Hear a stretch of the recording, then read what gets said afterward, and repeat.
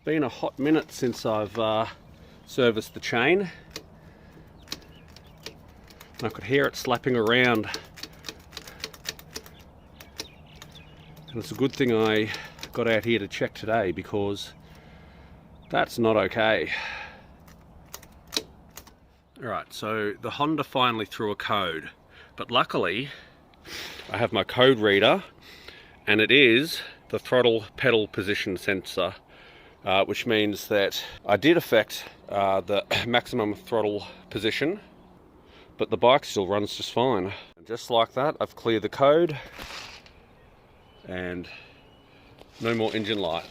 And if you're curious, you need a Euro 5 adapter. That's the one with the red tip, and it's tucked up just underneath the battery box here, and that set me back about $40.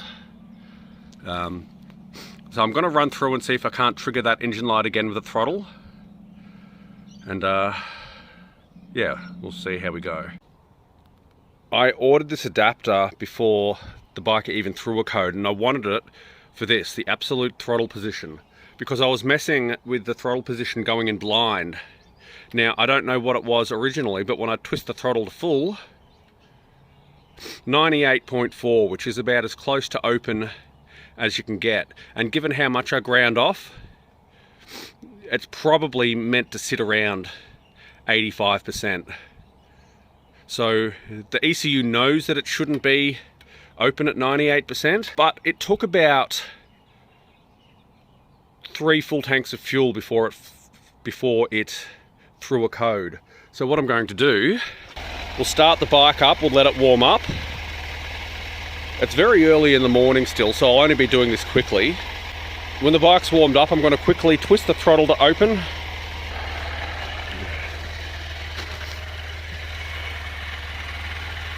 And so this means that the only reason the bike threw a code is because I made modifications to it, and now the bike finally knows about it.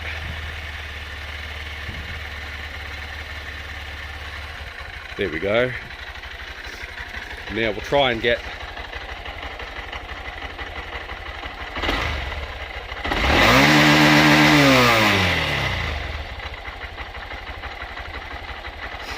a no instant code.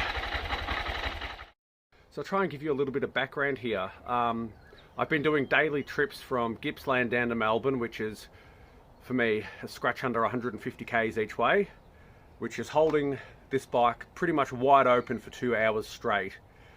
And it's been running fine, but last night I was coming back doing about 95 k's an hour, going to overtake, mind you, so I was in the right hand lane, cracked the throttle, engine light comes on, so I had to veer off across 2 lanes, pull over on the side of the freeway, freaking out, thinking that I'd blown up the engine.